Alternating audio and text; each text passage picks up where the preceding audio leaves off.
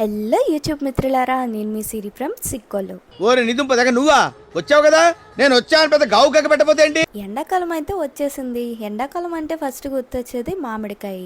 మామిడికాయ అంటే అందరికీ గుర్తొచ్చేది ఆవకాయ. అయ్యో, ఇన్ని రెసిపీస్ చేసాం కానీ ఆవకాయని ఎలా మిస్ అయ్యాం మనం. సో లేట్ ఎందుకు, ఇవాళ వీడియోలో నేను మీకు చూపించబోయేది ఆవకాయ. ఈ పచ్చి ఆవకాయని ఎలా ప్రిపేర్ చేసుకోవాలో ఈ వీడియోలో నేను మీకు చూపించబోతున్నా, చూసేయండి. కావాల్సినవి మామిడికాయలు, ఆవాలు, కారం, ఇంగువ, నూనె, ఉప్పు. ముందుగా 4 మామిడికాయలను తీసుకొని నీటితో శుభ్రంగా కడుక్కొని తడి లేకుండా బాగా తుడుచుకోవాలి. ఇలా శుభ్రం చేసుకున్న మామిడికాయని వెనక్కి తొక్క తీయకుండా చిన్న చిన్న ముక్కలుగా కట్ చేసుకోవాలి.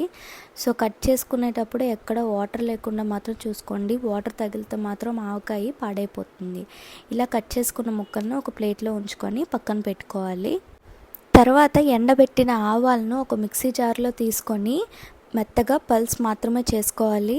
ఇలా పల్స్ చేసుకున్న తర్వాత 1 టీ స్పూన్ పసుపు వేసుకొని మళ్ళీ ఒకసారి మెత్తగా 2 లేదా 3 సార్లు పల్స్ మాత్రమే చేసుకోండి. కంటిన్యూస్గా ఆడితే ఆవాల్లోనే ఉన్న ఆయిల్ రిలీజ్ అవుతుంది.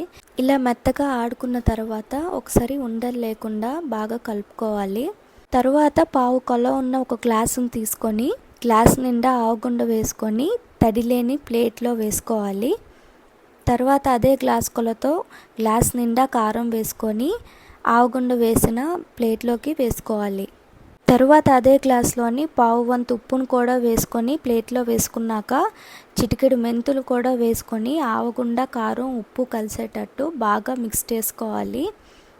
తరువాత జాడీ కానీ గాజు సీసా కానీ లేదా ప్లాస్టిక్ డబ్బా కానీ తీసుకొని అందులో కొంచెం నూనె వేసుకోవాలి. ఇందాకలా కట్ చేసుకున్న మామిడికాయ ముక్కలను కొంచెం కొంచెంగా ఈ ఆవగుండ, కారం మిశ్రమంలో బాగా కలిసేటట్టు కలుపుకొని డబ్బాలో వేసుకోవాలి.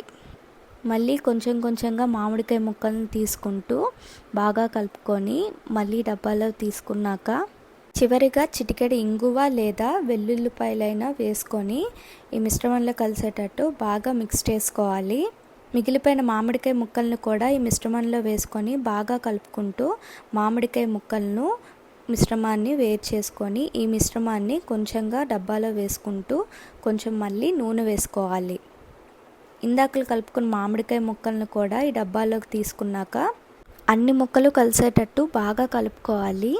చివరిగా పైన కొంచెం నూనె కూడా వేసుకోవాలి. నేనైతే రిఫైండ్ ఆయిల్ తీసుకున్నాను. ఒకవేళ మీ దగ్గర నువ్వుల నూనె కానీ వేరుశనగ నూనె కానీ అవైలబుల్గా ఉన్నట్లయితే ఈ ఆవకాయలోకి తీసుకోండి. రుచి మాత్రం చాలా బాగుంటుంది. నూనె వేసుకున్నాక ఒక రోజంతా ఈ ఆవకాయని వదిలేయాలి. నెక్స్ట్ డేకి ఆవకాయ రెడీ అయిపోయింది. ఈ ఆవకాయ మనకి టేస్ట్ ఉంటుందండి. వేడి వేడి అన్నంలో ఈ ఆవకాయ వేసుకుని కాసంత నెయ్యి తగిలించి అలాగా కలిపి తింటాము. విన్నర్గా ఇలాంటి టేస్ట్ని మీరు కూడా ఎక్స్పీరియన్స్ చేయాలి అనుకుంటే ఒకసారి మీరు కూడా ట్రై చేసి ఎలా కుదిరిందో నాకు కామెంట్ సెక్షన్లో చెప్పండి. ఈ వీడియో కనుక నచ్చితే లైక్ చేయండి, షేర్ చేయండి, సబ్స్క్రైబ్ చేసుకోవడం మర్చిపోకండోయ్.